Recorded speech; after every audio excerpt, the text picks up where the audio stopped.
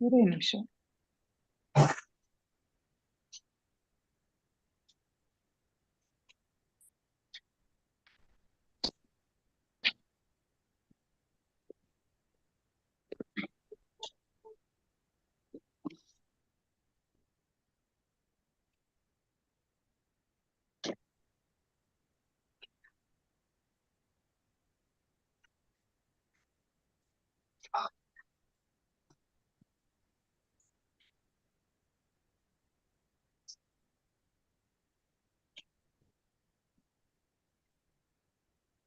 Fine.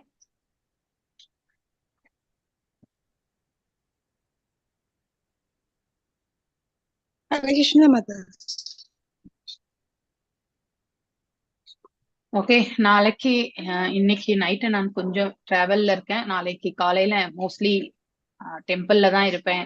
So connect பண்ணணும்னு நினைக்கிறேன். நான் பாக்குறேன் அந்த இடத்துல சுச்சுவேஷன்ஸ் எப்படி இருக்கும். ஆனா இங்கிலீஷ் தான் நான் ஓபன் பண்ண முடியும். நீங்க தமிழ் வந்து படிங்க. ஓகே, நீங்க தமிழ்ல படிங்க, நான் இங்கிலீஷ்ல இருந்து உங்களுக்கு நானே அட்லீஸ்ட் ஒரு ½ அன் ஹவர் மினிமம் எடுக்கணும்னு பாக்குறேன் நான். ஓகே, பாக்கலாம் அங்க என்ன சூழ்நிலை. சரிங்களா? Hare Krishna Mata. Hare Krishna, Hare Krishna. हरे कृष्ण माताजी, प्रणाम माताजी। प्रणाम हरे माताजी। कृष्ण माताजी। कृष्ण माताजी, प्रणाम। हरे कृष्ण, प्रणाम सच्ची।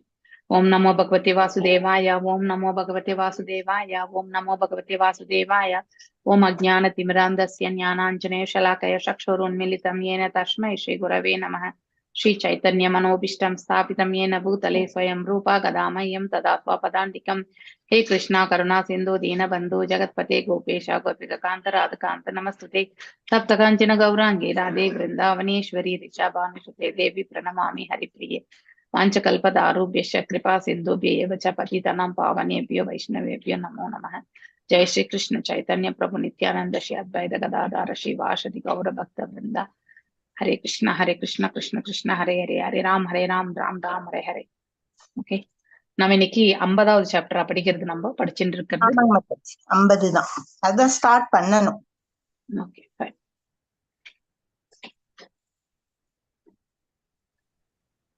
நாளைக்கு ஈவினிங் கிளாஸ் இருக்காங்க மாதாஜி. நாளைக்கு ஈவினிங் மோஸ்ட்லி ட்ரெயின்ல இருப்பேன், பார்க்கலாம். மாதாஜி ஓகே, எப்படி முடியறதோ அப்படி பண்ணலாம். இல்லைன்னா நம்ம சாட்டர்டே வேணா கூட எடுத்துக்கலாம். சாட்டர்டே முடியாது மாதாஜி, விநாயகர் ட்ரெயின்ல சதுர்த்தி. இருந்தா சாட்டர்டேவும் கஷ்டம் இல்லையா? சரி okay fine. Vinayagar Chathurthi next week வேணா நான் எடுக்கிறேன். நெக்ஸ்ட் வீக் எடுத்துக்கலாம். நாளைக்கு கிளாஸ் வேணா வீல் போஸ்ட் பண்ணிட்டாச்சு. Okay Mataji, thank you Mataji.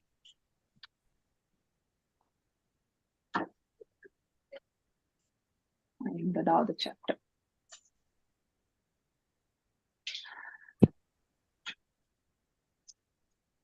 Okay, Hare Krishna Mataji. Hare Krishna Mataji, Hare Krishna Mataji. எல்லா டீச்சர்ஸ்க்கும் ஹாப்பி டீச்சர்ஸ் டே. ஓகே, நீங்க எல்லாம் ஒரு காலத்துல டீச்சரா இருந்தீங்க. உங்களுக்கு happy happy very very happy teachers day Mataji. நீங்க தான் எங்களுடைய teacher.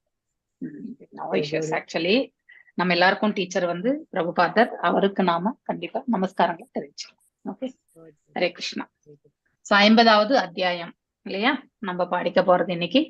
Krishna the supreme personality of காட்ஹெட்ல. ஓகே, சோ சேத்லக்ஷ்மி மாதாஜி படிங்கோ, வாசிங்கோ. முதல் 2 பேராகிராஃப் வாசிங்கோ. माताजी நீங்க பிரேயர் எடுப்பீங்கல்ல மாதாஜி? சொன்னேனே, இப்பதான் சொல்லிட்டேன். சரிதான். ஹரே கிருஷ்ண மாதாஜி. கிருஷ்ணர் துவாரகை கோட்டையை நிறுவுதல். கம்சனின் மரணத்திற்கு பின் அவனின் 2 மனைவியரும் விதவைகள் ஆனார்கள். வேத முறைப்படியான நாகரிகத்தில் ஒரு பெண் எக்காலமும் சுதந்திரமாக இருக்க முடியாது. அவளின் வாழ்வு 3 நிலைகளை கொண்டது. குழந்தை பருவத்தில் ஒரு பெண் தன் தந்தையின் பாதுகாப்பில் வாழ வேண்டும். கணவன் இறந்துவிட்டால் அவளின் வயது வந்த குழந்தைகளின் பாதுகாப்பில் இருக்க வேண்டும். வயது வந்த குழந்தைகள் இல்லாவிட்டால் அவள் தன் தந்தையிடம் திரும்பி சென்று அவரின் பாதுகாப்பில் விதவியாக வாழ வேண்டும். கம்சனுக்கு வயது வந்த மகன்கள் இருக்கவில்லை என்று தோன்றுகிறது. விதவைகள் ஆன பின் அவனின் மனைவியர் தம் தந்தையின் பாதுகாப்புக்கு திரும்பினார்கள். கம்சனின் ஒரு ராணியின் பெயர் அஸ்தி, மற்றவள் பிராப்தி. இருவரும் மகத நாட்டு மன்னனான ஜராசந்தனின் பெண்கள். இப்பகுதி இப்போது பீகார் என வழங்கப்படுகிறது. வீடு திரும்பியதும் கம்சனின் மரணத்திற்கு பிறகு தமக்கு ஏற்பட்ட அவல நிலையை தம் தந்தைக்கு எடுத்து கூறினார்கள். கம்சனின் வதம் ஜராசந்தனை கொதித்தெழுதச் செய்தது. தன் பெண்களுக்கு ஏற்பட்ட நிலைக்காக மிகவும் வருந்தி யது வம்சத்தினரை இவ்வுலகில் இருந்து ஒழித்து கட்டுவது என்று முடிவு செய்தான். கிருஷ்ணர் கம்சனை கொன்றதால் யது வம்சம் முழுவதும் நீர்மூலமாக்கப்பட வேண்டும் என்று ஜராசந்தன் முடிவு செய்தான். மதுராவை தாக்குவதற்கான விரிவான ஏற்பாடுகளை ஜராசந்தன் செய்து வந்தான். பல்லாயிரக்கணக்கான ரதங்களும் குதிரைகளும் யானைகளும் காலாள் படைகளும் கொண்ட சேனைகள் அவனிடம் இருந்தன. கம்சனின் மரணத்திற்கு பழி வாங்குவதற்காக ஜராசந்தன் 13 யுகங்கள் அடங்கிய சேனையை தயார் செய்தான். இந்த மாபெரும் சேனை தலைமை தாங்கி யது வம்சத்தின் தலைநகரான மதுராவை எல்லா திசைகளிலும் இருந்து முற்றுகையிட்டான். சாதாரண மனிதனைப் போல் தோற்றமளித்த ஸ்ரீ கிருஷ்ணர் கரையை அழிக்க பொங்கி வரும் சமுத்திரத்தை போல திரண்டு வந்த ஜராசந்தனின் படையின் பெரும் பலத்தை கண்ணுற்றார். மதுரா நகரவாசிகள் பயத்தால் நடுங்கிக் கொண்டிருந்ததையும் அவர் கவனித்தார். தாம் அவதாரம் எடுத்துள்ள நோக்கத்தை தம்முள் எண்ணியபடி அப்போது அவர் தம்மை எதிர்நோக்கி இருந்த நிலைமையை சமாளிப்பது பற்றி சிந்தித்தார். பூமி பார்த்ததை குறைப்பது அவரின் அவதார நோக்கம். காலாட்களும் ரதங்களும் யானைகளும் குதிரைகளுமாக பெருத்த எண்ணிக்கையில் ஜராசந்தனின் படைகள் தம்முன் வந்திருந்த சந்தர்ப்பத்தை பயன்படுத்தி கொள்ள கிருஷ்ணர் தீர்மானித்தார். அவரின் படைகள் முழுவதையும் அழித்து மீண்டும் அவன் சேனாபலம் பெற முடியாமல் செய்வதென்று கிருஷ்ணர் முடிவு செய்தார். கண்டினியூ பண்ணுவா மாதாஜி. இன்னொரு பேராகிராஃப் வாசி. ஹரே கிருஷ்ணா. கிருஷ்ணர் இவ்வாறு சிந்தித்துக் கொண்டிருந்த போது சாரதிகளும் ஆயுதங்களும் கொடிகளும் மற்றும் கருவிகளும் கொண்ட 2 ரதங்கள் விண்வெளியிலிருந்து அவருக்கென வந்தன. அவை தன்முன் வந்து நின்ற பின்னர் சங்கர்ஷ்ணர் என்று அழைக்கப்பட்ட தம் சகோதரான பலராமரை கிருஷ்ணர் அழைத்து, அருமை அண்ணா, நீர் ஆரியர்களில் சிறந்தவர், பிரபஞ்சத்தை ஆள்பவர், முக்கியமாக யதுகுலத்தின் பாதுகாவலர். ஜராசந்தனின் சேனையின் முன் யது வம்சத்தினர் பெரும் ஆபத்துக்கு உள்ளாகி நிற்கிறார்கள். அவர்கள் மிகவும் துயரத்தில் இருக்கிறார்கள். அவர்களுக்கு பாதுகாப்பு அளிப்பீராக. ஆயுதங்கள் நிறைந்த இந்த ரதம் உமக்காக காத்திருக்கிறது. உமது ரதத்தில் அமர்ந்து பகைவனின் படவலிமையை முழுவதையும் அளிப்பீராக. இத்தகைய அனாவசியமான போர் வெறி கொண்ட சக்திகளை அழித்து நற்பண்புள்ள பக்தர்களை காப்பாற்றுவதற்காகவே நாம் இப்பூமியில் அவதரித்திருக்கிறோம். இப்போது அதற்கான தருணம் வந்துள்ளது. நம் அவதார நோக்கத்தை இப்போது நாம் நிறைவேற்றுவோமாக. இவ்வாறு கிருஷ்ணரும் கதகராஜனின் வழி வந்தவர்களான கிருஷ்ணரும் பலராமரும் ஜராசந்தனின் 13 சேனை வியூகங்களை அழிப்பதென தீர்மானித்தார்கள். Hare Krishna. Hare Krishna Mataji. Thank you Mataji. Thank you. So இப்போ கம்சன் மரணித்து விட்டான் இல்லையா? கம்சனுடைய மனைவிமார்கள் யாரு? அஸ்தி மற்றும் பிராப்தி. இவங்க அஸ்தி மற்றும் பிராப்தி யாருடைய பெண்கள்? ஜராசந்தனுடைய பெண்கள். இவங்க எல்லாருக்கும் கூட மகாபாரத இதுல படிச்சிருப்பீங்க, ஜராசந்தன் எவ்வாறு வதைக்கப்பட்டான் என்று இல்லையா? ஜராசந்தன் பீமனால் இல்லையா? அவன் நம்முடைய உடலை இரு பிரிவுகளாக கிழித்தெறிந்தாலும் அது மீண்டும் ஒட்டிக்கும். ஜரா எனக்கூடிய அந்த அரக்கியால் இணைக்கப்பட்டவன் அவன் இல்லையா? ஒன்றாக இணைக்கப்பட்டவன். அதனால அவனுக்கு மரணம் என்பது அவ்வளவு சுலபத்துல கிடையாது. சோ அதனால கிருஷ்ணரும் கிருஷ்ணரும் பீமனும் அர்ஜுனரும் போவாங்க இல்லையா? ஜராசந்தனுடைய மரணத்தை அவங்கதான் பண்ணிட்டு வருவாங்க. சோ அது அந்த உடலை கிழித்து, அதாவது குறுக்கால போட்ட பிறகு அந்த உடல் சேரவே சேராது. அந்த இது சூக்ஷ்மமும் கூட இறைவன் தான், அதாவது கிருஷ்ணர் தான் யாருக்கு? பீமனுக்கு சொல்லுவாரு இல்லையா? ஆனா பீமன் சொல்லுவான், நான் என்னுடைய புத்தியை உபயோகப்படுத்தி தான் அந்த வதத்தை பண்ணேன் அப்படின்னு சொல்லுவாரு இல்லையா? சோ அங்க ஒரு ஒரு மாதிரி என்னது, ஒரு உரையாடல், ஒரு அழகான உரையாடல் நிகழும். Past time actually. So Kamsan மரணமான பிறகு விதவை, அந்த காலகட்டத்துல இப்ப கூட நம்ம பெண்கள் வந்து சுதந்திரமான நிலையில எங்கேயுமே இருக்க முடியாது. நமக்கு பாதுகாப்பு என்பது தேவைதான். குழந்தை பருவத்துல தந்தையினுடைய பாதுகாப்பு, அதாவது திருமணமான பிறகு கணவனுடைய பாதுகாப்பு, கணவன் இல்லை என்றால் வளர்ந்த பிள்ளைகளுடைய பாதுகாப்பு, இப்படி பிள்ளைகளும் இல்லை கணவனும் இல்லை என்றால் மீண்டும் தந்தையிடமே சென்று வாழக்கூடிய அந்த பாதுகாப்பு. இவ்வாறான ஒரு நிலைதான் வந்து இன்றைக்கான காலகட்டங்கள் கூட நிறைய வீடுகள்ல இந்த மாதிரியான சூழ்நிலைகள் இல்லையா? கணவர் வந்து மரணித்து விட்டால் பெண் வந்து வீடு வந்து சேர்ந்தாக்க தனியா கூட ஒரு இடத்துல, அதாவது அப்பா அம்மா வீட்டுக்கு பக்கத்திலேயே ஒரு வீடு எடுத்து இருந்து அவளுக்கு குழந்தைகள் இருந்தா அவங்களுடைய சப்போர்ட்ல இல்லையா, மாரல் சப்போர்ட் இல்லாம வாழ முடியாது. எந்த ஒரு சூழ்நிலையுமே பெண் வந்து சுதந்திரமாக வந்து நம்ம வாழ்ந்து விட முடியாது. we are all dependent only.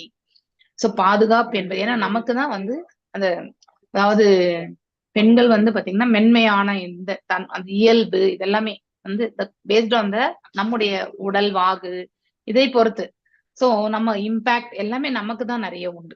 அதனால நாம கண்டிப்பா பாதுகாப்பான ஒரு சூழ்நிலையில வந்து நாம என்றைக்குமே வச்சுக்கணும். அது ரொம்ப முக்கியமான ஒன்றா சொல்லி பெண்ணுக்கு. இப்படி அந்த ஜராசந்தனுடைய பெண்களான அஸ்தி பிராப்தி 2 பேருமே வந்து மகத நாட்டினுடைய அரசன் இல்லையா அவன், இப்ப அது பீகார் மாநிலம் என்று சொல்லப்படுகிறது. அந்த மகத நாடு அரசன் அவங்க கிட்ட போறாங்க. அவங்க 2 பேருமே போயிட்டு நடந்த விஷயங்கள் எல்லாம் சொன்னப்போ அவன் குதிச்சு எழுறான் இல்லையா, தன்னுடைய மருமகனுடைய மரணத்தை கொன்ற அந்த எது வம்சத்தையே அழித்து நம்ம வந்து நிர்மூலமாக்கணும் அப்படின்னு நினைக்கிறான். சோ ரிட்டாலியேட் அப்படின்னாக்கா திருப்பி தருத, அதாவது நம்மள யாராவது ஒரு அடி அடிச்சாக்கா நாம திருப்பி இன்னொரு அடி அடிப்போம்ல, அதுதான் ரிட்டாலியேட். சோ இப்படி அவன் வந்து படைகள் 13, அதாவது 13 ஜராசன் ப்ரிப்பேர் 13 சச் மிலிட்டரி பிளானிங்ஸ், 13 படைகள் அப்படின்னா 13 குவான்டிட்டி, அதாவது யூகங்களை கொண்ட படைகளை வந்து அவன் வந்து ஏற்பாடு செஞ்சு எல்லா பக்கத்திலயுமே வந்து மதுராவை நோக்கி அவன் வந்து முற்றுகை எடுக்கிறான். சோ எல்லா 4 பக்கத்திலயுமே முற்றுகை வந்தால் உள்ள இருக்கக்கூடிய அந்த மதுரா நகரத்துக்குள்ள இருக்கக்கூடிய வாசிகளுக்கு வந்து பயம் எழுகிறது. சோ இந்த சூழ்நிலையை வந்து பகவான் பார்க்கிறார். அவருடைய அவதார நோக்கமே இல்லையா, பரித்ராணாய சாதுனாம் விநாசாய சதுஷ்கிருதாம் தர்ம சம்ஸ்தாபனாய சம்பவாமி யுகே யுகே இல்லையா. சோ அதனால பலராமரும் கிருஷ்ணரும் அவதரித்ததே இந்த பிரபஞ்சத்தை வந்து ரட்சிக்கதான் முதல்ல இல்லையா. அதாவது நல்லவர்களை ரட்சிக்கணும், பக்தர்களை ரட்சிக்கணும். அதற்காகதான் அதன் மூலியமா இந்த பூமி பாரத்தையுமே குறைக்கணும். பூதாயி முன்னாடியே வந்து அவ போய் முறையிடுகிறாள். யாரிடத்துல? பிரம்மர் இடத்துல. பிரம்மர் என்ன பண்றார், எல்லாரையும் அழைச்சிட்டு அந்த பார்க்கடலை நோக்கி க்ஷீரோத கஷாய் இருக்கக்கூடிய அந்த இடத்துக்கு வர்றார். விஷ்ணு இருக்கிற இடத்துக்கு வர்றார் சிவபெருமான் எல்லாருமே. அங்கே புருஷ சுத்தம் பாடி பகவானை வந்து அழைக்கிறார்கள். அப்போ அங்கே பகவான் வந்து அவருக்கு வந்து எஸ் கண்டிப்பா நான் வருவேன் அப்படிங்கிற அந்த கண்டிப்பா நான் வருவேன் அப்படிங்கிறத வந்து சொல்ற சமயம் என்று வரும், அப்பொழுது நான் கண்டிப்பா வருவேன் அப்படிங்கறத வந்து சொல்றாங்க. சோ அந்த மாதிரி பகவானும் வந்து இப்போ அவதரித்திருக்கார். His mission was to diminish the overburdening population of the whole world. Therefore, he took the opportunity to face so many men, chariots, அதாவது ரதங்கள், அதுக்கப்புறம் வந்து போர் முனையில இருக்கக்கூடிய அந்த போர் வீரர்கள், அதுக்கப்புறம் வந்து யானைகள், குதிரைகள், படை, இதெல்லாமே வந்து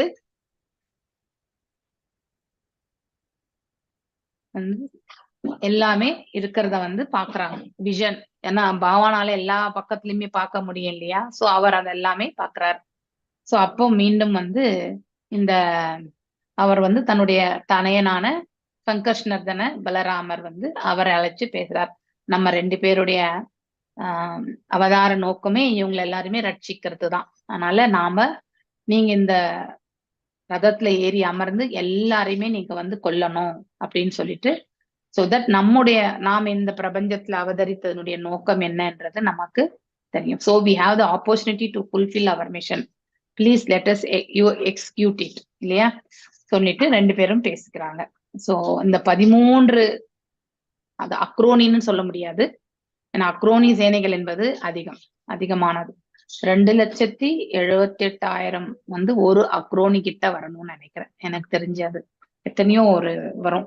எத்தனையோ கோடியான அக்ரோனி சேனைகள் தான், கோடியான உயிர்வாழிகள் வந்து மகாபாரத போர்ல வந்து மரணித்தார்கள் என்று சொல்லப்படுகிறது.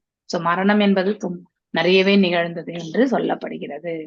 சோ இங்க 13 கம்பெனிஸ்னாக்கா கூட்டம் இல்லையா, ஒரு பர்டிகுலர் குவான்டிட்டி வந்து கூட்டம் என்று சொல்லுவாங்க. சோ இந்த படை அந்த படை 13 படைகள்.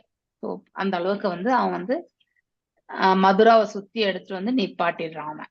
ஓகே, இப்ப நம்ம பார்க்கலாம். எஸ், விஜயகுமாரி மாதாஜி வாசிங்க. விஜயகுமாரி பி விஜய் வாசிங்க.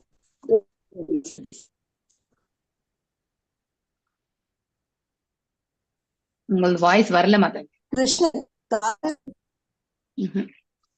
உங்களது வாய்ஸ் வரல. கிருஷ்ணர் தாரக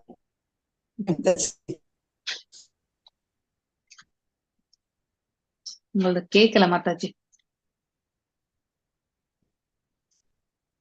சரி இருங்க, நீங்க அப்புறமா படிப்பீங்க. புஷ்பம் மாதாஜி வாசிங்க. ஒண்ணுமே கேட்கல மாதாஜி. ஹரே கிருஷ்ணன். ஹரே கிருஷ்ணன். ஹரே கிருஷ்ணன்.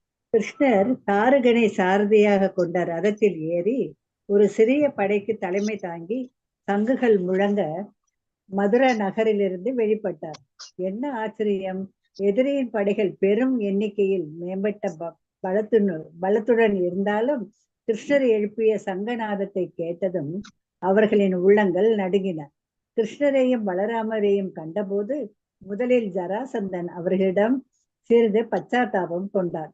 ஏனெனில் உறவு முறைப்படி கிருஷ்ணரும் பலராமரும் அவனின் பேர பிள்ளைகள். ஆனால் பின்னர் அவன் கிருஷ்ணரை புருஷார்த்தம், புருஷர்களில் எழுந்தவனே என்று அழைத்தான். வேத இலக்கியங்களில் கிருஷ்ணர் புருஷோத்தமர் என்று அழைக்கப்படுகிறார். ஜராசந்தன் அவரை அவ்வாறு அழைக்க விரும்பவில்லை. புருஷாதம் என்றால் மற்ற புருஷர்களை இடிந்தோராக செய்பவன் என்று பண்டிதர்கள் பொருள் கூறுகிறார்கள். புருஷோத்தமரான முழுமுதற் கடவுளை விட சிறந்த அல்லது அவருக்கு சமமான ஒருவன் இருக்க முடியாது. ஜராசந்தன் கூறினான், கிருஷ்ணரையும் பலராமரையும் போன்ற சிறுவர்களுடன் போர் செய்வது என் வீரத்துக்கு இழுக்காகும்.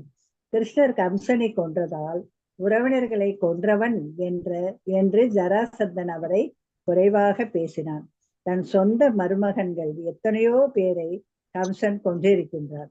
ஆனால் ஜராசந்தன் அதை எல்லாம் பொருட்படுத்தாமல் கிருஷ்ணர் தம் மாமனான கம்சனை கொன்றதை மட்டும் சுட்டிக்காட்டி இழிவாக பேசினான். இது அசுர சுபாவம். அவர்கள் தமது குறைகளை பற்றி எண்ணி பார்ப்பது இல்லை, மற்றவர்களின் குறைகளை சுட்டிக்காட்ட முற்படுவார்கள். கிருஷ்ணர் சத்திரியர் அல்ல என்றும் ஜராசந்தன் குறைவாக பேசினான். மகாராஜா நந்தரால் வளர்க்கப்பட்டதால் கிருஷ்ணர் சத்திரியர் அல்லர், வைசியர். பொதுவாக குப்தா என்றும் அழைக்கப்படுவார்கள். குப்த என்ற சொல்லுக்கு மறைந்திருப்பது என பொருளும் உண்டு. கிருஷ்ணர் நந்தரால் வளர்க்கப்பட்டும் மறைத்தும் வைக்கப்பட்டிருந்தார். ஜராசந்தன் 3 காரணங்களுக்காக கிருஷ்ணரை குறைவாக பேசினான். அவர் தன் சொந்த தாய்மாமனை கொன்றார்.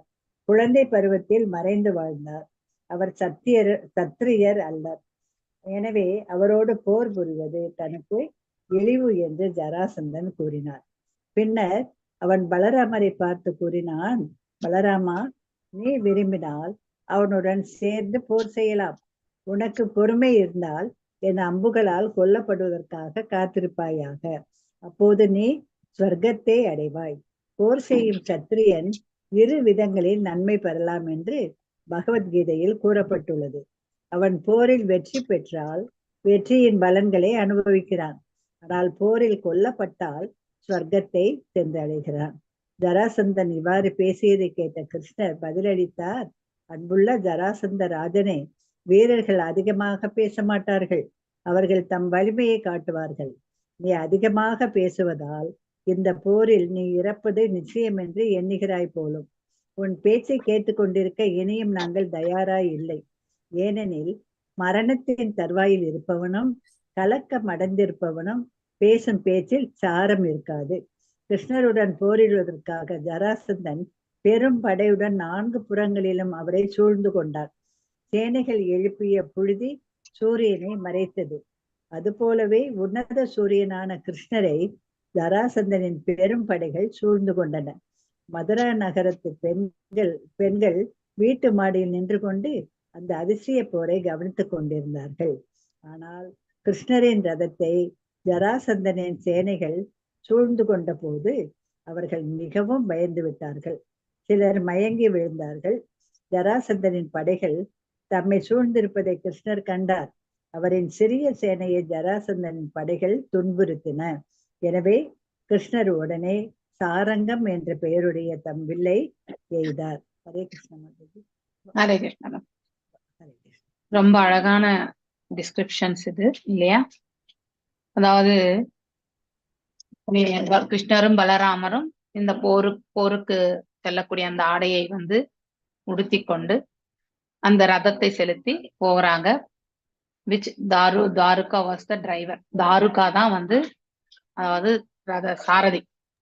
when with a small army they came out of the city of Mathura. அதாவது சிறிய படையோட வந்து மதுரா நகரத்தை விட்டு வெளியில வராங்க. அவருடைய சங்கநாதத்தை வந்து அவர் வந்து கொடுக்குறார். அந்த சங்கநாத முழக்கத்தை கேட்ட பிறகு ஜராசந்தனுடைய தரப்புல இருக்கவங்களுக்கு எல்லாமே வந்து ஹிருதயங்கள் வந்து அதாவது பாத்தீங்கன்னாக்கா ஹிருதயம் வந்து ஷேக்கன் அப்படின்னாக்கா ஆடி ஒரு சமயம் வந்து அப்படியே ஆடி நிக்கிறது ஹிருதயம் பயத்தினால.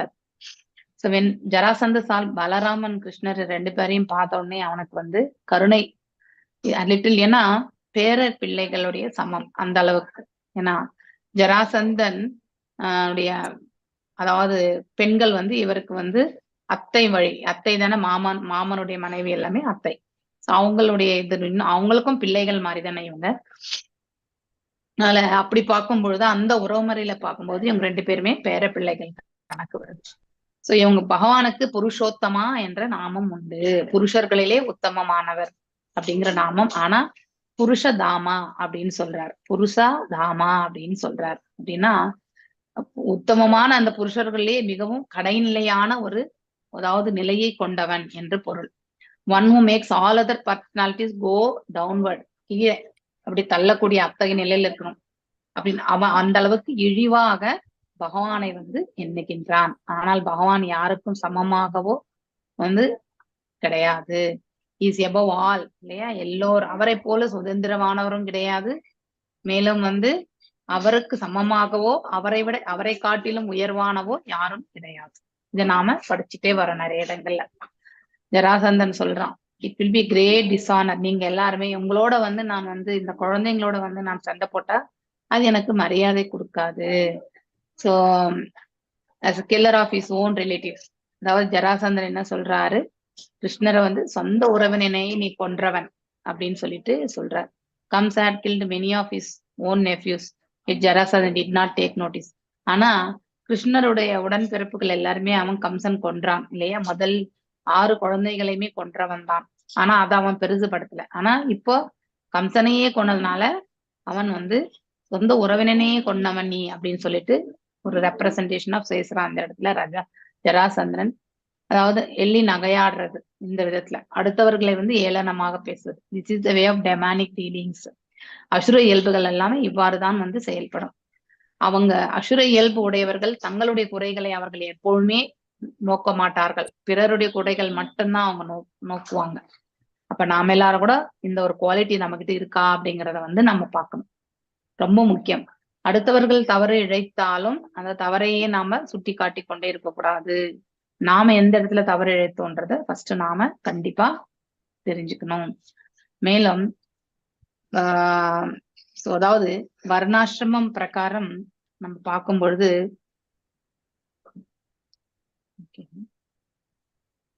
சரி மாதாஜி, எத்தனாவது பக்கம் மாதாஜி? யாரையாவது கேளுங்க மாதாஜி, நான் இங்கிலீஷ்ல தான் வச்சிருக்கேன் சொல்லிட்டு. 469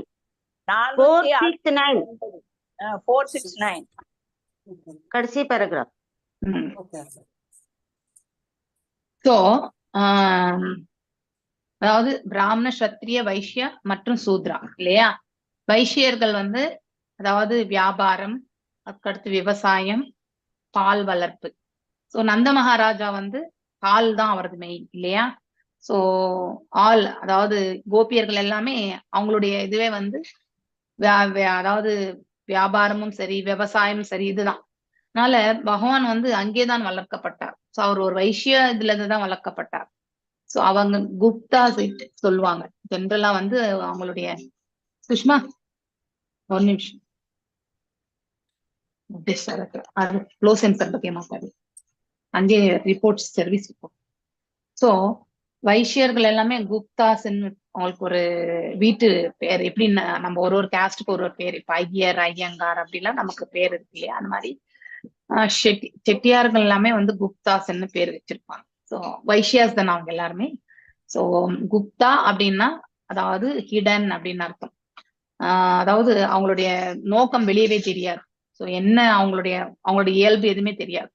செட்டியாருங்கள சாமானியமா வந்து அவங்க கிட்ட எவ்வளவு பணம் இருக்குன்னு எப்பவுமே வெளியில காட்டிக்கவே மாட்டாங்க. இட்ஸ் எ ஹிடன் திங் இல்லையா. ஸோ அது ஹிடனா இருப்பாங்க. Krishna has both hidden and rise pen அந்த மகாராஜ். சோ அதனால சத்திரியன் அல்லாதவனோட நான் வந்து போர் புரியறது வேஸ்ட் அப்படின்னு சொல்லிட்டு, மேலும் வந்து அவன் தன்னுடைய சொந்த தாய்மாமனையே வதைத்தவன். he was not even a Kshatriya but he was hidden in his childhood இல்லையா, எங்கேயோ ஒளிந்து கொண்டிருந்தான் சிறு பிராயத்துல. therefore ஜராசன் felt ashamed to fight with him. So அப்படின்னா வீரனுக்கு அது அழகில்லை அப்படிங்கிற மாதிரி அவன் வந்து ஒரு ஸ்டோரியை வந்து பில்டப் பண்றான் அந்த இடத்துல. சோ மேலும் he turned towards Balaraman. O Balarama, if you like you can fight along with him, and if you have a patience then you can wait to be killed by my arrows. அதாவது என்னுடைய அம்புகளால் வந்து நீ தொலைக்கப்படுவ. So நம்ம பகவத்கீதையில கூட வந்து பகவான் வந்து அர்ஜுனருக்கு சொல்வார், நீ எழுந்து போர் புரி. ஒன்று நீ வெற்றி பெற்றால் நீ அரசாள போகிறாய், தோல்வி அடைஞ்சு நீ மரணத்தை எழுதினால் நீ வந்து சொர்க்கத்திற்கு சென்று சொர்க்கவாசலாக ஆய்வாய். சோ வீர மரணம் அடைபவர்களுக்கு வந்து சொர்க்கவாசல் என்பது நித்தியமான ஒன்று. அங்கதான் அவங்க போவாங்க, வீர மரணம் எழுதியவர்களுக்கு. அதே வந்து இல்லை வெற்றி பெற்றால் அரசாள். அதனால உனக்கு நீ மரணம் எழுதுவதற்காக ரெடியா தயாராயிரு அப்படின்னு சொல்றாரு அவர் வந்து. அதனால நீ சொர்க்கத்துக்கு போகலாம் அப்படிங்கிறதையும் வந்து சொல்றாரு. சோ இவ்வாறு ஜராசந்திரன் பேசுறதெல்லாம் கேட்டுட்டே இருந்துட்டு கிருஷ்ணர் வந்து இவர் கேளு மகாந்தேஷ் நம்பர் கூட கேளு ஆஸ்டர் மாதேகவுடன். சோ ஜராசந்தன் இந்த மாதிரி பேசுனதெல்லாம் கேட்டுட்டு இப்ப கிருஷ்ணர் வந்து பேசுறாரு. அதாவது வீரம் பொருந்தியவன் வந்து வாயில பேச மாட்டான், அவனுடைய செயலில் தான் அவனுடைய காட்டுவான். அவனுடைய பௌருஷனா அவனுடைய வீரத்தை வந்து செயல்ல காட்டுவான். நீ சும்மா பேசுறத பார்த்தா உனக்கு வந்து நீ வந்து மரணம் என்பது உனக்கு கண்டிப்பா நிகழும்னு நினைக்கிறேன். சோ அதனால நீ பேசுறதெல்லாம் கேட்கறதுக்கு நாங்க தயாரா இல்லை. அதனால for it is useless to hear the words of who is going to die. இந்த மரணம் எழுத போனுடைய வார்த்தையை கேட்கறது, அதாவது மன அழுத்தம் கொண்டு இல்ல மரணத்தை எதிர்நோக்கி இருக்கிறவங்களுடைய பேச்செல்லாம் கேட்கறதுக்கு எனக்கு தயாரா இல்லை. எழுந்து நான் டு ஃபைட் வித் கிருஷ்ணா ஜராசன் சரண்டோடின். எல்லா பக்கமுமே வந்து அவனுடைய படை வந்து சூழ்ந்து கொள்கின்றது. சோ யாருடைய கிருஷ்ணருடைய இந்த ரதத்தை வந்து சூழ்கின்றது. சோ இந்த விமன் ஆஃப் மதுரா வந்து மதுரா நகரத்துல இருக்கக்கூடிய பெண்கள் வந்து மாடி மேல நின்றுட்டு இந்த காட்சியை வந்து அவர்கள் வந்து பார்த்துட்டே இருக்காங்க.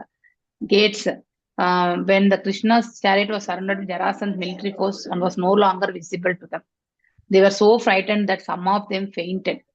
Krishna saw himself overwhelmed by the military strength of Jarasandh. So கிருஷ்ணரே காணலன்னு சில பேர் வந்து மயங்கி விழுந்தாச்சு. அப்புறம் அவரை சுத்தி வந்து இவ்வளவு படைகள் வந்து நின்று இருக்கிறத பார்த்து அவருக்கே வந்து இவ்வளவு பேரா அப்படின்ற ஒரு இது வருது. ஸ்மால் ஆர்மி, ஏன்னா அவரு அழைச்சின்னு வந்தது சிறிய அதாவது படையை தான் கொண்டு வந்தார் பகவான் வந்து. ஆனா அவன் அவ்வளவு பேரு இமிடியட்லி டுக் அப் அவருடைய சாரங்கா அப்படிங்கிற கூடிய அந்த அம்பை வந்து எடுக்கிறார் actually. Okay, yes. Kalavathi Mataji washing.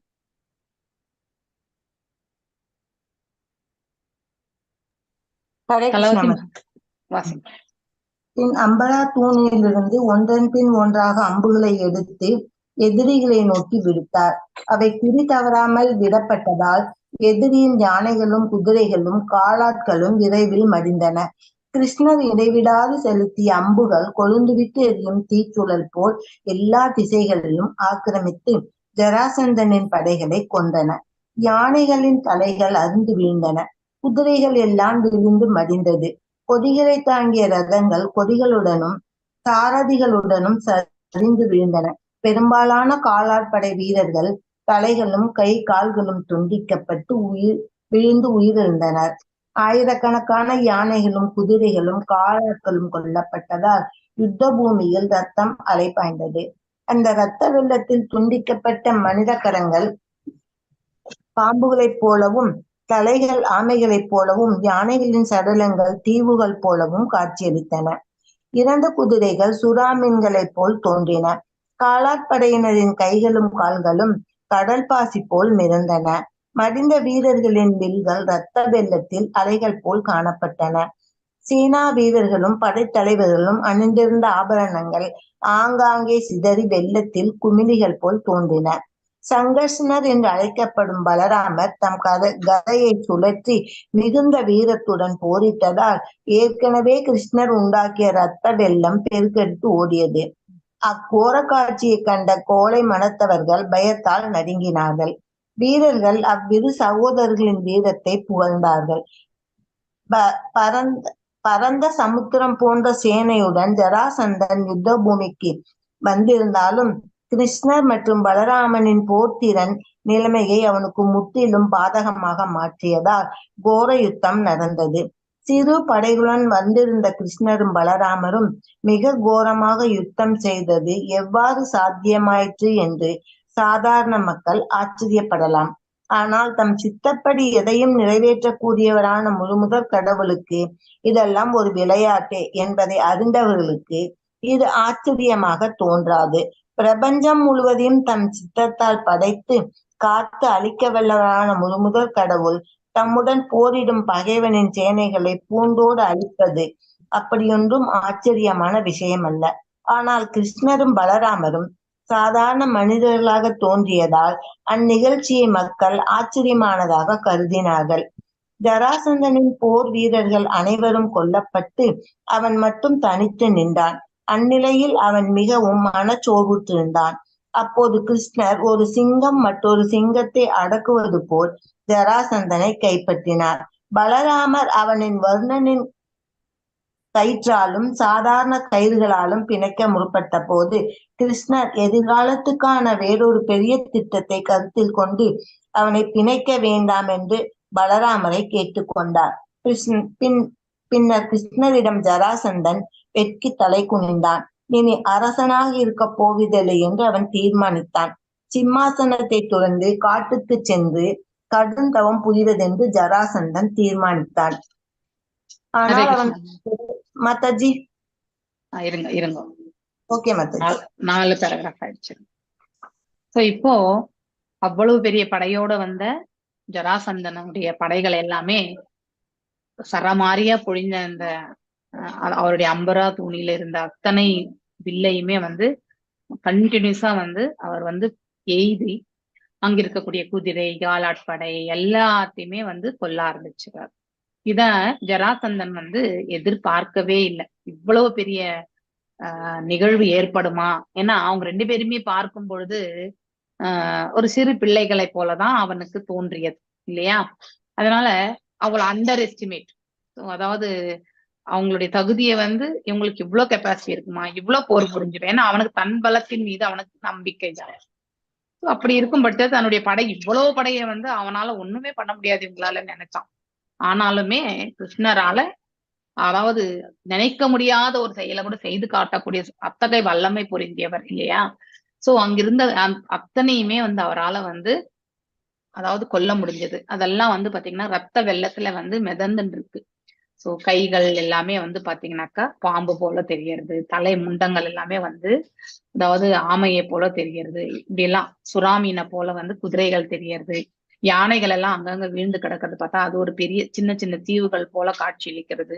இப்படி எல்லாமே அவங்களால காண முடிஞ்சது. சோ அந்த பக்கம் ஜராசந்தனுடைய தரப்புல இருக்கிற எல்லாமே தோல்வியை தழுவினான். மீதம் இருக்கிறது இப்ப ஜராசந்தனோட போர் புரியறாங்க. சோ அப்போ ஜராசந்தனை கைது செய்தாரு. யாரு? பலராமர் கைது செய்தாலும் அதன் பிறகு வேறு ஒரு ஏற்பாடு இருக்கு, அதனால நீ அவனை விட்டுடுங்கோ அப்படின்னு சொல்லிட்டு சொல்றாரு. ஏன்னா பின்னாடி பீமனால் அவன் அழிக்கப்பட வேண்டும் இல்லையா? அதனால இப்போதைக்கு அவனை விட்டுறாங்க.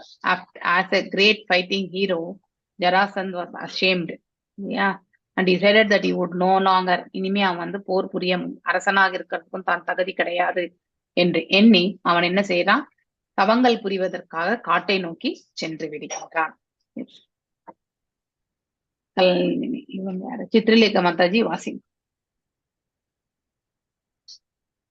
ஹரே கிருஷ்ண மாதாஜி. ஹரே கிருஷ்ண மாதாஜி. ஆனால் அவன் தன் துறவை மேற்கொள்ளாமல் படைபலத்தை பெருக்கிக் கொண்டு மீண்டும் கிருஷ்ணரோடு போர் துவக்க வேண்டும் என்று அவனுக்கு ஆலோசனை கூறினார்கள். யதுகுலத்தவர்களிடம் அவன் தோற்றது சாதாரணமாக நடக்கக்கூடியதல்லவென்றும் அப்போது அதிர்ஷ்டம் அவன் பக்கம் இல்லாததால் நேர்ந்ததென்றும் அவனின் நண்பர்கள் அவனுக்கு சமாதான வார்த்தைகள் கூறினார்கள். இவ்வாறு அரசகுலத்தினர் ஜராசந்தனுக்கு ஊக்கமளித்து பேசினார்கள். அவன் வீரத்தோடு போர் புரிந்தான் என்றும் ஏதோ பழைய தவறுகளின் காரணமாக தோல்வி நேர்ந்ததென்றும் எனவே அதை அவன் கருத்தில் கொள்ளக்கூடாதென்றும் அவர்கள் கூறினார்கள். அவன் போரை நடத்த முறையில் தவறு எதுவும் ஏற்படவில்லை என்றும் அவர்கள் குறிப்பிட்டார்கள். இவ்வாறு மகத நாட்டு அரசனான ஜராசந்தன் தன் படைபலத்தை இழந்து சிறை செய்யப்பட்டு அவமானத்துக்குள்ளாகி விடுதலை பெற்று வேறு வழி என்று தன் ராஜ்யத்துக்கு திரும்பினான். கிருஷ்ணர் வெற்றி கண்டார். அவரின் சேனை சிறியதாவே இருந்தாலும் அவரின் பலம் இம்மி அளவும் குறையவில்லை. ஆனால் ஜராசந்தரின் போர் வீரர்கள் அனைவரும் போரில் மடிந்தனர். கிருஷ்ணரின் வெற்றியை கண்டு மகிழ்ந்த தேவர்கள் அவரின் புகழ் பாடி துதித்து மலர் மாறி பொழிந்தார்கள். கிருஷ்ணரின் வெற்றியை மிகவும் பாராட்டினார்கள். ஜராசந்தன் தன் நகருக்கு திரும்பினான். மதுரா நகரம் வரவிருந்த ஆபத்திலிருந்து தப்பியது. மதுரவாசிகள் சூதர்கள் மகதர்கள் போன்ற பாடகர்கள் ஏற்றவல்ல கவிஞர்களையும் வரவழைத்து ஒரு இசைக்குழுவை ஏற்படுத்தி கிருஷ்ணரின் புகழை பாடி துதித்தார்கள். போரில் வெற்றி பெற்ற கிருஷ்ணர் மதுரா நகரத்தில் பிரவேசித்த போது கொம்புகளும் சங்கங்களும் மத்தளங்களும் ஒலித்தன. பேரியா, தூரியா, வீணை, குழல், மிருதங்கம் போன்ற இசைக்கருவிகள் இசைக்கப்பட்டன. இவை எல்லாமாக சேர்ந்து எழுப்பிய இசையுடன் கிருஷ்ணருக்கு இனிய வரவேற்பு அளிக்கப்பட்டது. நகரம் முழுவதும் சுத்தம் செய்யப்பட்டு தெருக்களில் நீர் தெளிக்கப்பட்டிருந்தது. நகரவாசிகள் மகிழ்ச்சியுடன் வீடுகளையும் தெருக்களையும் கடைகளையும் தோரணங்களால் அலங்கரித்தார்கள். பிராமணர்கள் வேத மந்திரங்களை ஓதினார்கள். கிருஷ்ணர் பிரவேசித்த போது நகரம் விழா கோலம் பூண்டிருந்தது. மதுரா நகர பெண்கள் பல வகையான மலர் மாலைகளை புனைந்து வரவேற்று நிகழ்ச்சியை மேலும் சிறப்புற செய்தார்கள். வேதகால வழக்கப்படி பசும்புல் கலந்த தயிரை இங்குமங்கும் தெளித்தார்கள். கிருஷ்ணர் தெருக்களின் வழியே சென்ற போது பெண்களும் இளம் நங்கையரும் அவரை மிகுந்த பிரியத்துடன் நோக்கினார்கள். கிருஷ்ணரும் பலராமரும் போர்க்களத்தில் வெற்றி பெருட்களாக கிடைத்த ஆபரணங்களையும் மணிகளையும் எடுத்துச் சென்று உக்கிரசேன ராஜனுக்கு வெகுமதியாக வழங்கினார்கள். அப்போது யது வம்சத்தினர் முடிமன்னனான தம் பாட்டனார் உக்கிரசேனருக்கு கிருஷ்ணர் இவ்வாறு மரியாதை செலுத்தினார். ஹரே கிருஷ்ண மாதாஜி. ஹரே கிருஷ்ண மாதாஜி. ரொம்ப அழகான இது. இப்போ மதுரா நகரை நோக்கி மீண்டும் திரும்புகிறார்கள். சோ ஜராசந்தனுக்கு அவன் சென்று தவம் புரியணும்னு நினைச்சா கூட அவனோடு இருந்தவர்கள் வந்து இது ஒரு பெரிய விஷயமே கிடையாது, நீ மீண்டும் வந்து படையை திருட்டிட்டு போயிட்டு நீ வந்து இன்னொரு முறை இது ஏதோ தவறுதலா அவங்க வெற்றி பெற்றுட்டாங்க, ஏன்னா உனக்கு இருக்கக்கூடிய பலம் அந்த சிறு பிள்ளைகளோட பலத்தோட கம்பேர் பண்ண முடியாது இல்லையா, அதனால நீ இதெல்லாம் தவற எடுத்துக்கொள்ள வேண்டாம், அதனால நீ வந்து மீண்டும் வந்து அதாவது ஜராசந்தன் எங்கிருந்தா மகத நாட்டுக்கு திரும்பிக்கின்றான் அவன். So in this way Jarasandh, the king of Magadha province, having lost எல்லாத்தையுமே இழந்துட்டு அவன் வந்து அவன் நாட்டுக்கு திரும்புறான். thus இப்ப வந்து கிருஷ்ணர் தன்னுடைய வெற்றி வாகையோட வந்து மதுரா நகரை நோக்கி செல்கின்றார். சோ அங்க மேல இருந்து பார்த்து கொண்டிருந்த இந்த போர்னுடைய வெற்றி எல்லாம் பார்த்துட்டு இருந்த அந்த பெண்கள் எல்லாருமே சோ கிருஷ்ணரை வந்து வரவேற்கணும் இல்லையா, அதனால சங்குகள் இல்லையா, வீணைகள், தூரைகள், அதுக்கப்புறம் வந்து மிருதகங்கள் எல்லாம் ஒலிக்க அவருடைய புகழ ஆரங்களை வந்து பாடி அவரை வந்து வரவேற்கிறார்கள். பிராமணர்கள் எல்லாம் வேத மந்திரங்களை ஓதுகிறார்கள். when Lord Krishna was entering the nicely, அதாவது நல்லா இப்போ நம்ம கூட ஊர்வலமா வந்து ஏதாவது ஒரு கடவுளை எடுத்துட்டு போகும்போது அந்த ரோடு வந்து சுத்தம் பண்ணி நீர் தெளிச்சு கோலம் போட்டு வைப்போம் இல்லையா, ஏன்னா அந்த ரோடு தூய்மைப்படுத்த வேண்டும், குளுமை வேண்டும் அப்படிங்கிறதுக்காக வந்து இந்த செயல் வரவேற்புல இது ஒன்று இல்லையா. அதே மாதிரி பகவானும் வந்து அந்த போர் முனையை முடிச்சுட்டு வந்து உள்ள மதுராவுக்கு திரும்பும் போது உள்ள எல்லாமே வந்து அந்த ரோடு எல்லாமே வந்து அழகாக சுத்தம் செய்து இல்லையா, நீர் தெளித்து கோலம் அதெல்லாம் போட்டு ரொம்ப அழகாக தெரிகின்றது. As Krishna passed through the street, all the ladies and women regarded him with his eyes bright with great affection. அன்போடு பார்த்தார்கள். Krishna and Balram carried various kinds of ornaments. அந்த வெற்றி பெற்றா அங்க என்னென்ன கிடைக்குமோ அது எல்லாமே எடுத்துட்டு வந்து யாருக்கு? தன்னுடைய பார்ட்னரான உக்ரசேனர் இடத்துல சமர்ப்பிக்கிறார்கள் எல்லாருமே. Krishna thus offered his respect to his grandfather Ugrasena was at that time the crowned king of the Yadu dynasty. இல்லையா? யது வம்சத்தினுடைய அரசனாக இருந்தவர் அந்த சமயத்துல அவர் தான். எஸ் ஹரே கிருஷ்ண மாதாஜி. நான் படிக்கிறேன். ஜெயந்தி மாதாஜி சார் படிக்கலாம். வாசி. ஹரே கிருஷ்ண மாதாஜி. பின்னர் 17 முறை ஜராசந்தன் மதுரா நகரை தாக்கினான். ஒவ்வொரு முறையும் அவன் தோல்வியுற்றான். கிருஷ்ணர் அவனின் சேனைகளை எல்லாம் கொன்றார். ஒவ்வொரு முறையும் ஜராசந்தன் ஏமாற்றத்துடன் திரும்பிச் செல்ல நேரிட்டது. ஒவ்வொரு முறையும் யதுவம்சத்தின் பிராதானிகள் ஜராசந்தனை கைது செய்து விடுவித்து அவமானத்துக்குள்ளாக்கினார்கள். ஒவ்வொரு முறையும் ஜராசந்தன் வெற்றி தலை குனிந்து தன் நாடு திரும்பினான். இவ்வாறு ஜராசந்தன் ஒருமுறை மதுராவை தாக்கிய போது தெற்கிலிருந்து ஒரு யவன அரசன் அந்நகரத்தின் செல்வத்தினால் ஈர்க்கப்பட்டு அதே சமயம் மதுராவின் மீது படையெடுத்தான். யவனர்கள் அரசனான காளையவாணன் என்று கூறப்படுகிறது. இந்த வரலாறு விஷ்ணு புராணத்தில் காணப்படுகிறது. ஒருமுறை யதுவம்சத்தின் குருவான கர்க முனிவரை அவரின் மைத்துனர் பரிகரித்தார். இவ்வாறு அவர் பரிகரிக்கப்பட்டதை கேள்விப்பட்ட யதுகுல அரசர்கள் சிரித்தார்கள். இதனால் கோபமடைந்த கர்க முனிவர் யதுகுல அரசர்கள் கண்டு அஞ்சும்படியான ஒருவனை உருவாக்குவதென தீர்மானித்தார்கள். அவர் சிவபெருமானை நோக்கி தவம் இருந்து அவரை திருப்தி செய்து மகன் பிறப்பதற்கான வரத்தை பெற்றார். யவன அரசனின் ஒருவனின் மனைவியின் மூலம் காளையவனன் என்ற மகனை பெற்றெடுத்தார். இந்த காளையவனன் நாரதரிடம் உலகில் மிக பலசாலிகளை அரசர்கள் யார் என்று கேட்டான். எது அரசர்கள் மிகுந்த பலசாலிகள் என்று நாரதர் பதில் கூறினார். அதன் பின் ஜராசந்தன் மதுராவின் மீது படையெடுத்து 18 முறையாக படையெடுத்து அதே சமயத்தில் காளையவனனும் மதுரா நகரை முற்றுகையிட்டார். உலகில் தனக்கு சமமான போர் வீரனான ஒரு அரசருடன் போர் செய்ய வேண்டும் என்று காளையவனன் மிகுந்த ஆவல் கொண்டிருந்தான். ஆனால் அப்படிப்பட்ட அரசர் யாரும் கிட்டவில்லை. எனவே மதுரா நகரை பற்றிய நாரதர் சொல்ல கேட்டதும் அந்நகரை தாக்குவதென முடிவு செய்தான். அவன் மதுராவை தாக்கிய போது அவனின் சேனையில் 3 கோடி யவனர்கள் இருந்தார்கள். இவ்வாறு மதுரா நகரம் முற்றுகையிட்ட போது ஜராசந்தன் மற்றும் காளையவனனால் முனைகளிலிருந்தும் தாக்கப்படவிருந்த போது யதுகுலத்துக்கு நேர்ந்துள்ள ஆபத்தை கிருஷ்ணர் மதிப்பிடலானார். காலம் கடந்து கொண்டிருந்தது. காளையவனன் எல்லா பக்கங்களிலிருந்தும் மதுராவை சூழ்ந்து கொண்டிருந்தான். மறுநாள் ஜராசந்தன் வருவான் என்றும் எதிர்பார்க்கப்பட்டது. அவன் முன்போல் அதே எண்ணிக்கைகளான சேனை வியூகங்களையும் படை வீரர்களையும் அழைத்து வருவான் என்றும் எதிர்பார்த்தார்கள். காளையவனன் முற்றுகையிட்டிருந்த சமயத்தை பயன்படுத்தி கொண்டு ஜராசந்தன் மதுராவை கைப்பற்ற திட்டமிட்டான். எனவே கிருஷ்ணர் மதுராவின் பாதுகாப்புக்கு தேவையான நடவடிக்கைகளை மேற்கொண்டார். கிருஷ்ணரும் பலராமரும் ஒரு இடத்தில் போரிட்டு கொண்டிருந்தார்கள். ஜராசந்தன் மற்றொரு இடத்தில் வந்து தாக்கி யதுவம்சத்தின் மீது கொண்டிருந்த பழியை தீர்த்து கொள்வான். 17 முறை படையெடுத்து தோல்வியடைந்திருந்த ஜராசந்தன் சந்தர்ப்பம் கிடைத்தால் யதுவம்சத்தினர் அனைவரையும் கொன்றோ சிறைப்பிடித்தோ தன் நாட்டுக்கு கொண்டு சென்றோ பழி தீர்த்து கொள்வான். எனவே கிருஷ்ணர் 2 கால் பிராணியான மனிதனோ அரக்கனோ புக முடியாத ஓரிடத்தில் பலமான ஒரு கோட்டையை கட்டுவதென தீர்மானித்தார். கோட்டையில் உறவினர்களையும் வைத்துவிட்டால் நாம் அவர்களை பற்றி கவலை இல்லாமல் போர் நடத்தலாம் என்று அவர் கருதினார். துவாரகை முன்பு மதுரா ராஜ்யத்தின் ஒரு பகுதியாக இருந்ததாக தோன்றுகிறது. கிருஷ்ணர் அங்கு கடலின் மத்தியில் ஒரு கோட்டையை அமைத்ததாக ஸ்ரீமத் பாகவத்தில் கூறப்பட்டுள்ளது. கிருஷ்ணர் கட்டிய கோட்டையில் பகுதிகள் துவாரகா விரிகுடாவில் இன்றும் காணப்படுகிறது. ஹரே கிருஷ்ணா மாதாஜி. தேங்க்யூ மாதாஜி. ஹரே கிருஷ்ணா. ஹரே கிருஷ்ணா. வங்காள விரிகுடா இல்லையா? Bay of Bengal. சோ இப்போ கிருஷ்ணருடைய அவருடைய வீர சாகசம் இதெல்லாம் கண்டு மேல இருக்கக்கூடிய தேவர்கள் எல்லாமே மலர் மழை பொழிந்து சோ அவருடைய வரவேற்பு எல்லாமே நாம படிச்சாச்சு இல்லையா? சோ மேலும் ஜராசந்தன் அவன் என்ன செய்யறான்? 17 முறை வந்து மதுரா நகரம் வந்து முற்றுகையிடுகிறான். 17 முறையுமே அவன் தோல்வியும் அடைகின்றான். சோ அவனை கைது செய்து மீண்டும் அவமானத்தோட அவன் திரும்பி செல்கின்றான். அதாவது எங்க மகதத்துக்கு. ஜராசந்த் 18வது முறை அவர் அட்டாக் பண்ணணும் இல்லையா? அதாவது மதுராவை வந்து தாக்கணும்னு நினைச்சப்போ, சோ யவனர்களுடைய அரசன் வந்து அவனுடைய set the king of Yavanas யாரு, Kalayavan was induced attack by Narada.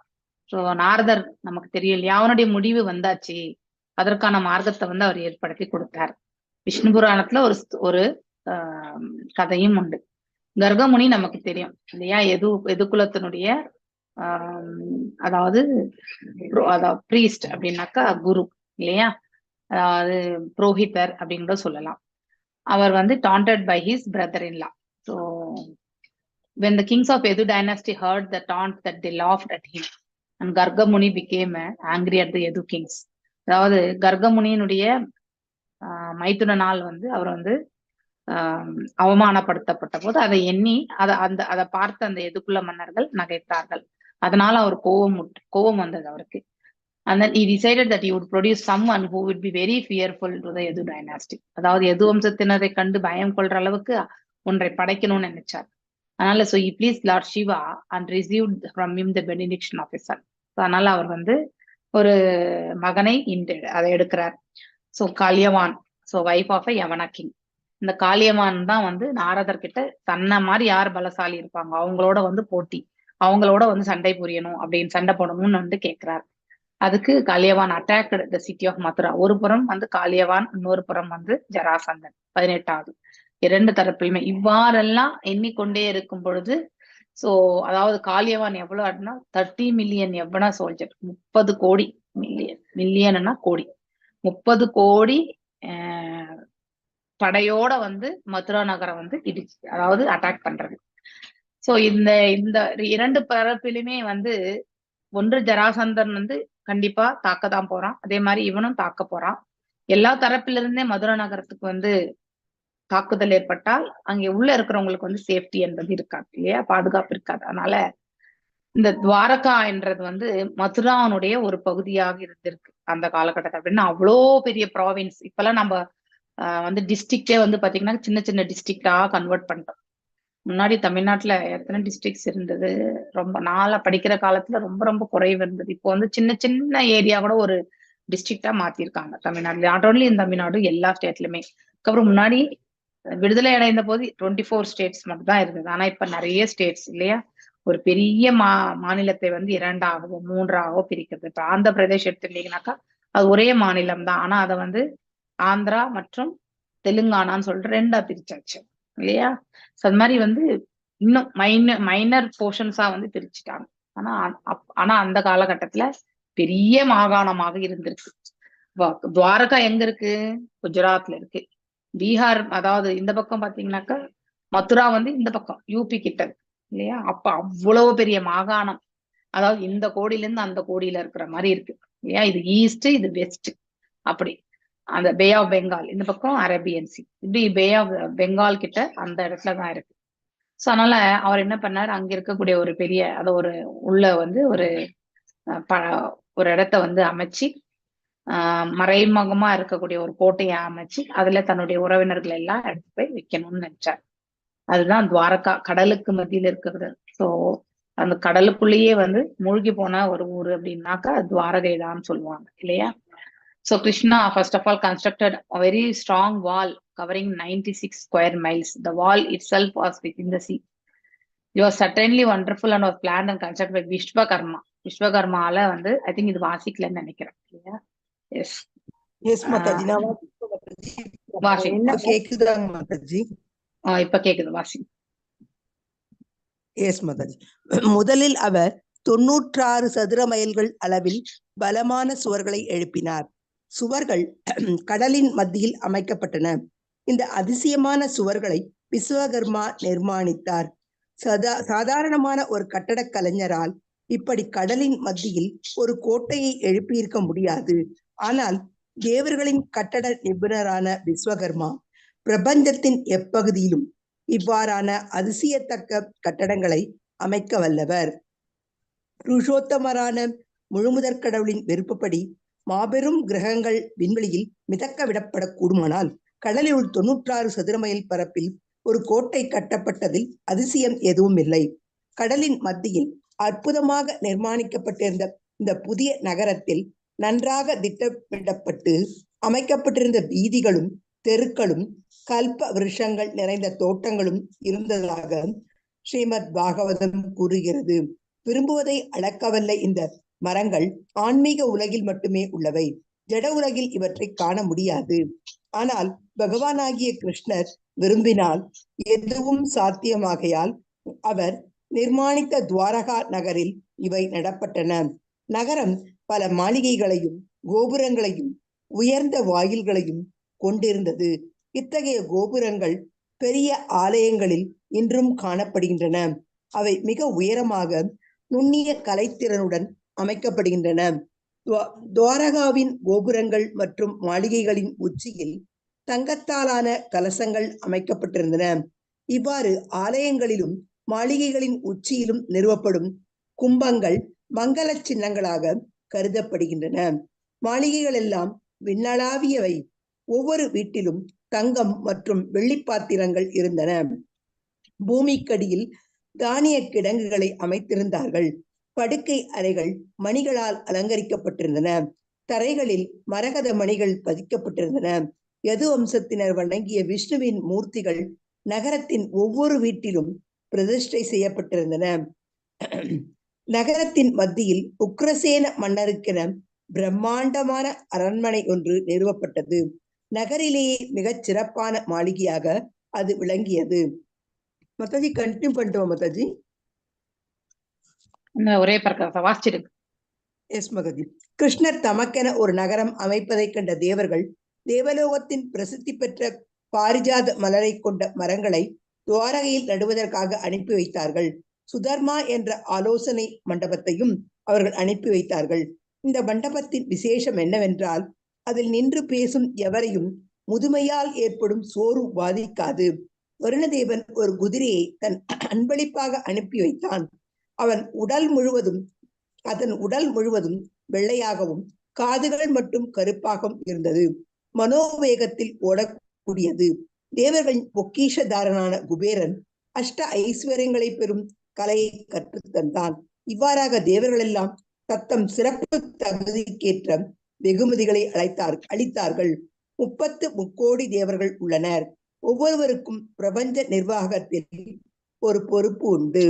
புருஷோத்தமனாகிய முழுமுதற் கடவுள் தமக்கென ஒரு நகரத்தை அமைத்த சந்தர்ப்பத்தை பயன்படுத்தி கொண்டு தேவர்கள் அவரவரின் சக்திக்கேற்ப வெகுமதிகளை அளித்து துவாரகாவை தனிச்சிறப்பு வாய்ந்த நகரமாக விளங்கச் செய்தார்கள். எண்ணற்ற தேவர்கள் இருந்தாலும் அவர்கள் கிருஷ்ணருக்கு கட்டுப்பட்டவர்கள் என்பதை இது நிரூபிக்கிறது. சைத்தன்ய சரிதாமிரதத்தில் கூறப்பட்டிருப்பது போல் கிருஷ்ணர் உன்னத பகவான், மற்றவர்கள் எல்லாம் அவரின் சேவகர்கள். எனவே எல்லா சேவகர்களும் அவருக்கு சேவை செய்ய கிடைத்த வாய்ப்பை பயன்படுத்தி கொண்டார்கள். எனவே கிருஷ்ணர் இந்த பிரபஞ்சத்தில் இருந்தபோது அவரின் சேவர்கள் எல்லாம் அவருக்கு சேவை செய்ய கிடைத்த வாய்ப்பை பயன்படுத்தி கொண்டார்கள். எல்லோரும் குறிப்பாக கிருஷ்ண உணர்வில் இருப்பவர்கள். இந்த உதாரணத்தை பின்பற்றி ஒவ்வொருவரும் அவரவரின் தகுதியை கிருஷ்ணரின் சேவைக்கு பயன்படுத்த வேண்டும். புதிய நகரம் திட்டமிட்டபடி கட்டப்பட்ட பிறகு மதுரா நகரவாசிகளை எல்லாம் கிருஷ்ணர் துவாரகைக்கு மாற்றி வைத்து பலராமரை நகரத்தின் தலைவராக பொறுப்பேற்க செய்தார். பின்னர் பலராமருடன் கலந்தாலோசித்து தாமரை மலர்களான மாலைகளை அழகாக அணிந்து கொண்டு மதுராவை முற்றுகையிட்டிருந்த காளையவனை எவ்வித ஆயுதங்களுமின்றி சந்திக்க புறப்பட்டார். பக்தி வேதாந்தர் எழுதிய கிருஷ்ணர் என்னும் நூலின் 50வது அத்தியாயமான கிருஷ்ணர் துவாரகை கோட்டையை நிறுவுதல் இவ்வாறு நிறைவு பெறுகிறது. Hare Krishna Mataji. Thank you very much Mataji. Thank you. So இப்போ ஜராசந்தன் ஒரு புறம், இன்னொரு புறம் காளியவன் இல்லையா, மதுரா நகரை முற்றுகையிட்டு இவன் எவ்வளவு பேரை அழைச்சிட்டு வந்திருக்கான். இவன் 30 கோடி எவ்வன, அதாவது காலாட்படையோட வந்திருக்கான். அத்தனை பேரை இந்த இத்தனோண்டு நகரம் கண்டிப்பா முடியாது இல்லையா. அதனால இவங்க 2 பேரும் யோசிக்கிறாங்க. கிருஷ்ணர் நினைக்கிறார், முதல்ல அங்க இருக்கக்கூடிய அதாவது ஜனங்களை மதுரா நகரத்து மக்களை ரட்சிக்கணும் இல்லையா, அவங்கள பாதுகாப்பான ஒரு இடத்துல வைக்கணும். மறைவான ஒரு கோட்டையை கட்டுறார், அதுதான் துவாரகை இல்லையா. அத நிர்மாணித்தவர் யாரு? விஸ்வகர்மா. இந்த விஸ்வகர்மான்றவர் அதாவது இவன் இந்த இவங்க இந்திரபிரஸ்த பாண்டவர், ஆமா இந்திரபிரஸ்தத்தை வந்து நிறுவினவனும் அவன் தான் இல்லையா? So, அதாவது மாய மாளிகையா வந்து நிறுவினவனும் அவன் தான். ஸோ அதனால அவனால நினைச்சா வித்தின் செகண்ட்ஸ் வந்து அதெல்லாம் நிறுவ முடியும். அந்த மாதிரி அங்க இருக்கக்கூடிய எல்லாரையுமே வந்து அழகா அந்த நிறுவி, அதாவது அங்க எல்லாமே பாத்தீங்கன்னாக்கா தங்கம் இல்லையா, மாணிக்கம், மரகதம், இந்த மாதிரியான ரத்தினங்கள் எல்லாம் பதிக்கப்பட்ட துவாரகை ரொம்ப அழகா இருக்கும்னு சொல்லுவாங்க. நான் இது வரைக்கும் துவாரகாவுக்கு போகல, அதனால எனக்கு தெரியாது. போய் வந்தவங்களுக்கு தான் உங்களுக்கு தெரியும். ஆனா அது கடலுக்குள்ள இருக்கக்கூடிய ஒன்று. மாதாஜி சில அந்த சமயம் மாளிகை எல்லாம் எங்க இருக்குன்னே தெரியல மாதாஜி. அது எங்கேயோ ஒரு இடத்துல இருக்கும் போல இருக்கு மாதாஜி. இல்ல இல்ல அதெல்லாம் நாசா நீருக்குள்ள வந்து கண்டுபிடிச்சிருக்கு. நாசா கண்டுபிடிச்சிருக்கு கடலுக்கடியில துவாரகை இருக்குன்னு. கடல் கடியில ஆமா இருக்குன்னு சொல்றாங்க. அதெல்லாம் பார்க்க முடியல மாதாஜி. போட்டுல எல்லாம் தான் பார்க்க போனோம். முடியல. அது போட்டோ எடுத்து கொடுத்துருக்கு நாசா. ஆமா ஆமா ஆமா கடலுக்கடியில தான் இருக்கு. சோ கடலுக்கு அது சோமநாத்பூர் கூட கிட்ட தானே, துவாரகைக்கும் சோமநாத்புரம் கிட்ட தானே அது. ஆமா அங்கேயும் போயிட்டு வந்தோம் நாங்க மாதாஜி. சோம்நாத் சிவன் கோயில். சிவன் கோயில். So, அங்கேயே correct. ஒரு அங்க இவன் முஸ்லீம் வந்து ரொம்ப தடவை சுல்தானியர்கள் 17 முகமது கோரில்லா 17 முறை எடுத்து அந்த சிவலிங்கத்துக்கு கீழே இருந்த சொத்துக்களை எல்லாம் எடுத்துட்டு போனாங்க மாதாஜி. காபூல்ல இருந்து வந்தாங்க காபூல் சுல்தானியர்கள். ஆனா ஒண்ணு மட்டும் மாதாஜி, எவ்வளவு எடுத்துட்டு போனாலும் அவனும் எடுத்து மேல போக முடியாது. எல்லாம் இங்கதான் விட்டுட்டு போகணும் இல்லையா? அந்த கான்செப்ட் அவனுக்கு புரியல. என்ன பண்றது? சோ அதாவது நல்ல உள்ளங்கள் வந்து எப்பவுமே நன்மை செய்யதான் தோன்றும். ஆனா இந்த மாதிரி இருக்கிறவங்க எங்க இருந்தாலுமே வந்து அவர்கள் தீங்கு தான் விளைவிப்பார்கள். நல்லா சோ அழிச்சு விஷ்ணு, போயிட்டாங்க. ஆமா எல்லாருமே அவ்வளவுதான் மாதாஜி. நம்ம ஒருத்தருக்கு கெட்டது நினைச்சா நமக்கு கெட்டதுதான் வரும், நம்ம நல்லது நினைச்சா நன்மைதான் வரும். அதாவது நன்மையும் தீமையும் பிறர் தர வாரா அப்படின்னு சொல்லிட்டு நம்ம தமிழ்ல ரொம்ப அழகான ஒரு ப்ராவர்ப் இருக்கு இல்லையா? சோ அதனால நாம நல்லது செய்தா நமக்கு நன்மைதான் விளையும். எஸ், இடையூறுகள் என்பது கண்டிப்பா வரும். ஆனா அதை வந்து வெல்வதற்குரிய மார்க்கமும் நமக்கு இறைவன் கண்டிப்பாக வழங்குவார். அந்த நம்பிக்கை கொண்டு நாம செயல்படணும். ஸோ இங்கே அழகான ஒரு நகரத்தை வந்து ரத்தினங்கள் எல்லாமே வந்து அந்த அளவுக்கு வந்து 16,108 மனைவிமார்களுக்கு கூட அங்க வந்து அழகா அமைச்சு கொடுத்தாரு இல்லையா? சோ இப்படி இத்தனையுமே வந்து அங்க படைக்கப்படுகிறது. சோ இவங்க எல்லாருமே வந்து there are 33 இல்லையா, 33 கோடி தேவர்கள், என்ன சொல்லுவாங்க இல்ல, முக்கோடி தேவர்கள் என்ன 30 முக்கோடி தேவர்கள் சொல்லுவாங்க இல்லையா? சோ அவர்கள் எல்லாரும் கூட வந்து அதாவது இதுக்கு வந்து சப்போர்ட் கொடுத்திருக்காங்க. சோ அங்க பாரிஜாத மலர்கள், அடுத்து வந்து சுதர்மா அப்படிங்கிற கூடிய அந்த இது ஒரு பார்லிமெண்டரி ஹவுஸ் அப்படின்னா அந்த இடத்துல வந்து இந்த பார்லிமெண்டரி ஹவுஸ்னாக்க இப்போ வந்து நம்ம கூட அசம்பிளி, நம்ம எம்பிஸ் எல்லாம் போய் உட்கார்றாங்க இல்லையா, அது மாதிரி அங்க அரசாளக்கூடியவங்க எல்லாருமே அரசவையா உட்கார்ந்து இருக்கக்கூடிய ஒரு இடம் அது.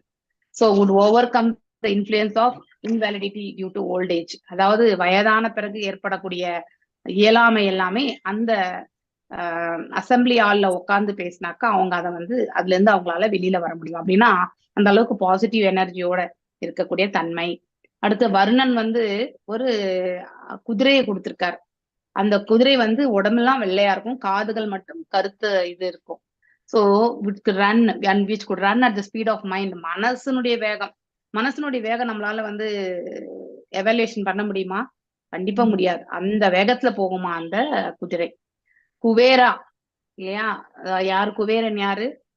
அது இது செல்வத்திற்கு இல்லையா,